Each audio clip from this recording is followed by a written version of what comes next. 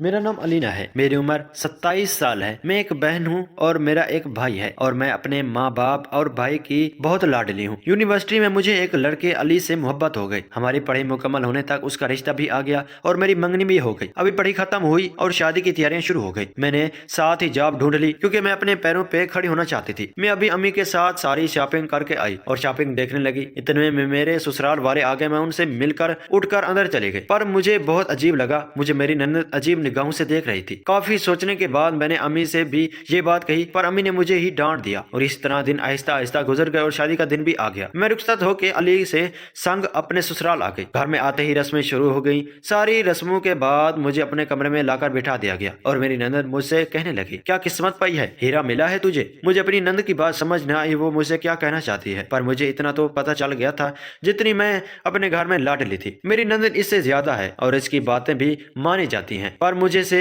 इसे क्या लेना देना था। वो काफी देर मेरे पास बैठी रही और मैं ये जानने की कोशिश कर रही थी वो मेरे शोहर को कमरे में क्यों नहीं आने देना चाहती थी। वो ही क्यों मेरे पास बैठी हैं। आखिर वो उठी क्यों। इतने में मेरे शोहर अली कमरे में आ गया। मैंने घूंघट नीचे कर लिया। वो मेरे पास आकर बैठा और घूंघट उठा लिया और मेरी तारीफ करने लगा। मैं फकत मुस्कुराई। मेरी बहन ने कोई बात तो नहीं, मेरी शोहर ने अचानक पूछा। मैं हैरान हो गई, मतलब वो मुझसे ये क्यों पूछ रहे थे, पर मैंने खामोशी से नफी में सर हिलाया और मेरे शोहर के चेहरे पर महफूज सी मुस्कुराहट आई और मैं इस मुस्कुराहट में उलझ कर रह गई।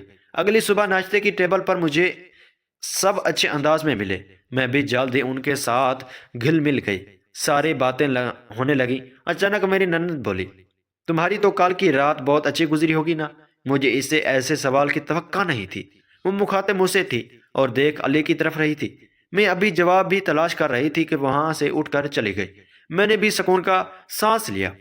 वलीमा भी अच्छे से गुजर गया। जिंदगी अपने मामूल पर आ गई। मैं सुबह स्कूल जॉब के लिए चली जाती और अली ऑफिस चले जाते। मैं वापस आकर उनके लिए खाना वगैरह तैयार कर देती। आज मैं स्कूल से जरा लेट हुई थी तो देखना खाना नहीं बना हुआ था। मुझे गुस्सा तो आया, पर मैं बर्दाश्त कर गई और खाना बनाने लगी। सारे नौकर सिर्फ मेरी ननद की ही बात मानने लगे। मैं उसी का हुक्म चलता। मैंने खाना तैयार किया। काम खत्म करते करते रात हो गई। मुझे टाइम का पता ही ना चला। इतने में मुझे पीछे से आवाज आई, बेगम आज तो किचन में ही मसरूफ हो, शोहर के आने की खबर भी ना हुई। मैंने मुस्कुराते हुए अली को देखा और कहा, शोहर जी खाना बना रही थी। फिर शोहर जी शिकवा करते, बेगम अपने हाथ से खाना नहीं बना के देती। हम दोनों हंसते हुए बातें करने लग जाते, पर कोई तो था जिसे हमारी ये हंसी बर्दाश्त नहीं हो रही थी। मुझे कुछ महसूस हो रहा था। मुझे सब कुछ अजीब होने लग गया था और मैं ये जानना चाहती थी कि वो शख्स हमारी हंसी क्यों नहीं बर्दाश्त कर सकता। वक्त भी इतनी तेजी से गुजरने लगा। हमारी शादी को 2 साल हो गए। अब मुझे अजीब अजीब सवालों का सामना करना पड़ता। अक्सर मुझसे ये सवाल होता, मेरी अभी तक कोई औलाद क्यों नहीं है। जब मैं उदास हो जाती तो अली मुझे समझाते, अभी 2 साल ही तो हुए हैं। अली किसी फाइल को चेक कर रहे थे। मैं मुस्कुराती हुई उनके पास आई। वो मेरी तरफ देखकर मुस्कुराते हुए बोले, आज बड़ी खुश लग रही हो। और उनकी बात सुनकर मेरे लबों पर मजीद गहरी मुस्कुराहट फैल गई और मैंने मुस्कुराते हुए कहा, अली आप बाबा बनने वाले हैं। अली ने एकदम मेरी तरफ देखा और मुस्कुराने लगे, जैसे उन्हें यकीन ही ना आ रहा हो। मैं सच कह रही हूँ। वो मुझसे बार बार पूछने लगे, मैं सच कह रही हूँ और मैं उन्हें यकीन दिलाने लगी, सच में हमें बहुत बड़ी खुशखबरी मिलने वाली है।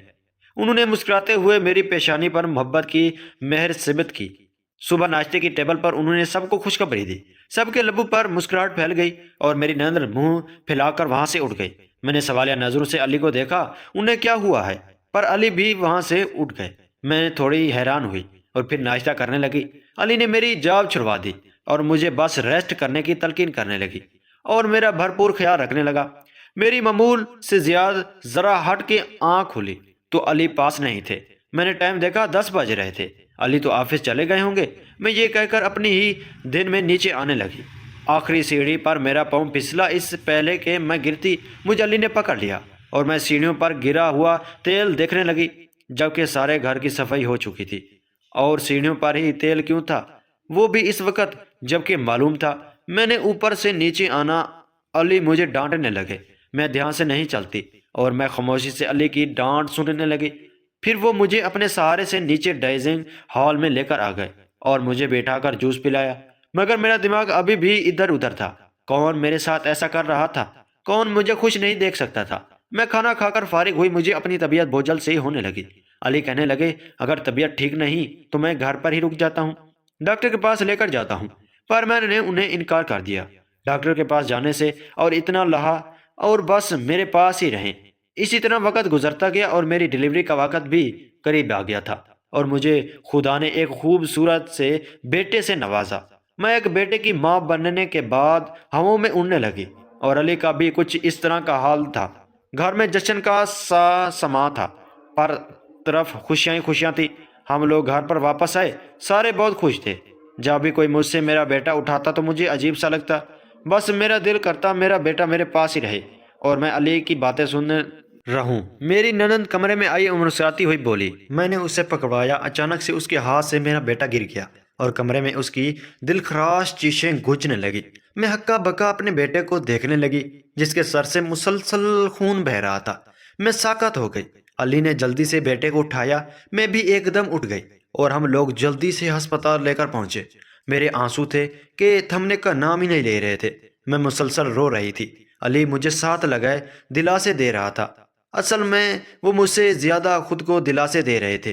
اچانک ڈاکٹر نے آ کر کہا ہم آپ کے بیٹے کو نہیں بچا سکے، اور مجھے تو یوں لگا کسی نے میری کان میں سیسیاں گھون کر ڈال دی ہوں۔ میں آنسو ایک دم سے تھم گئے اور میں ہکا بکا ڈاکٹر کو دیکھنے لگی جیسے میرے پیروں تلوں سے زمین ہی نکل گئی ہو۔ ڈاکٹر کی بات سن کر میں پریشان ہو گئی۔ ہم سے ہماری خوشی چھین چکی تھی، اب کچھ نہیں ہو سکتا تھا۔ میری نندن شرمندگی سے ہر وقت مجھے سے معافیا مانگتی، پر اس کی معافی مانگنے سے میرا بیٹا واپس تو نہیں آ جانا تھا۔ میں بس خاموشی سے اسے دیکھنے لگی۔ میں اس سے کہہ بھی نہیں سکتی تھی، سب مجھے یہی سمجھاتے کچھ بولو، یہ سب ایک ہاتھ سے تھا، پر مجھے چپ لگ گئی۔ میرا جی چاہتا میں بس خاموش رہوں، کسی سے بات نہ کروں۔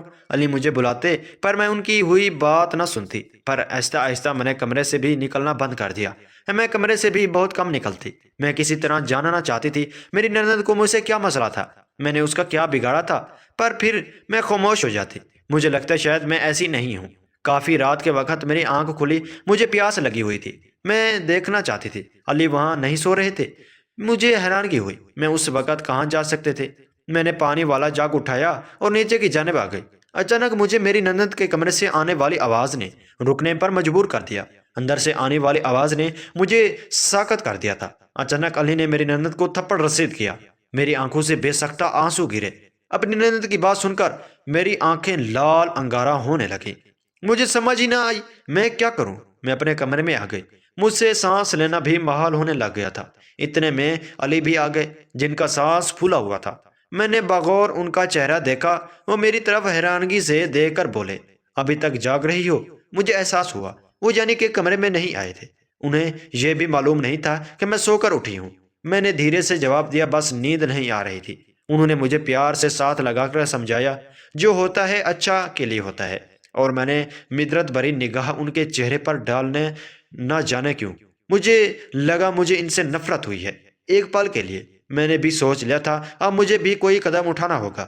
اگلے وقت کا سوچ کر میرے لبوں پر مسکراہٹ آئی اور کن باتیں گزرنے لگی، اور جو میرے نند نے علی سے کہی تھی میں اپنے شوہر پر شک نہیں کر سکتی تھی۔ اگلی صبح میں معمولی سے ذرا ہٹ کے باہر گئی، علی کے لیے خود ناشتہ بنایا۔ علی آفس چلے گئے، میں اپنی نند کو دیکھنے لگی جس کی ایک گال سوج ہوئی تھی، شاید رات کے تھپڑ کا اثر تھا۔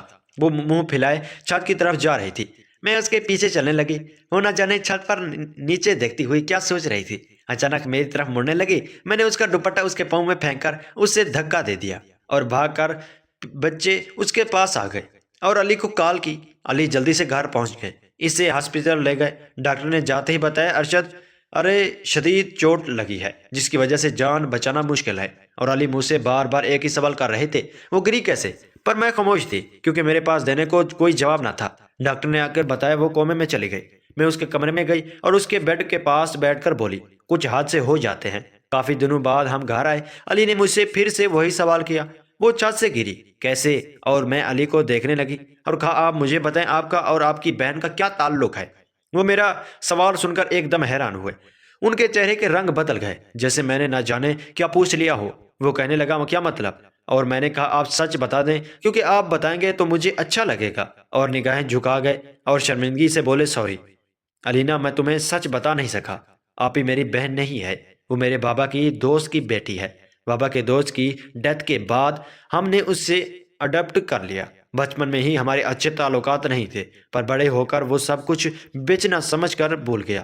پر وہ نہیں بھولی، وہ چاہتی تھی میں اسے شادی کروں، پر مجھے تم پسند تھی، مجھے وہ اچھی نہیں لگتی تھی۔ اس نے جان بوجھ کر ہمارے بیٹے کو مارا۔ اس رات وہ مجھے یہ کہہ کر رہی تھی، میں نے تمہاری اولاد کو مار دیا ہے اور وہ تمہیں بھی مار دے گی۔